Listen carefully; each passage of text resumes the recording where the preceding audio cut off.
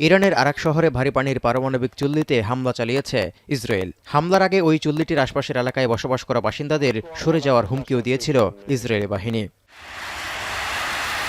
বৃহস্পতিবার ইরানের রাষ্ট্রীয় টেলিভিশনের বরাতে এমন খবর প্রকাশ করেছে আন্তর্জাতিক সংবাদ মাধ্যম আল জাজিরা। এরপর ইসরায়েলের হাসপাতালসহ বিভিন্ন গুরুত্বপূর্ণ স্থাপনা লক্ষ্য করে পাল্টা ক্ষেপণাস্ত্র হামলা আরও জোরালো করেছে ইরান।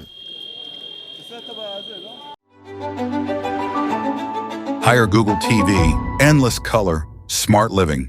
জানা গেছে আরাক শহরের ভারী পানির পারমাণবিক চুল্লিটি তেহরান থেকে প্রায় ১৯০ কিলোমিটার দূরে। বৃহত্তর পারমাণবিক কর্মসূচির অংশ হিসেবে ২০০০ সালে এর নির্মাণ কাজ শুরু করে ইরান, যেখানে ভারী পানির নিয়ন্ত্রণ গবেষণা, আইসোটোপ উৎপাদন এবং উপজাত পণ্য হিসেবে প্লুটোনিয়াম উৎপাদনের সুযোগ তৈরি করে তেহরান।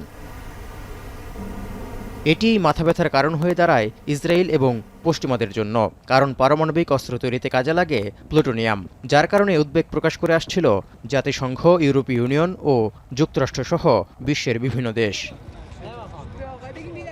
২০১৫ সালে বিশ্ব শক্তিগুলোর সঙ্গে সই হওয়া পারমাণবিক চুক্তিতে আরাক পারমাণবিক স্থাপনায় ভারী পানির চুল্লির নকশা নতুন করে করার বিষয়ে রাজি হয়েছিল ইরান। এর মধ্য দিয়ে পারমাণবিক ইস্যুতে ক্রমবর্ধমান উদ্বেগ দূর করার চেষ্টা করা হয়েছিল। তৌহিদুর রহমান, এখন বিশ্ব।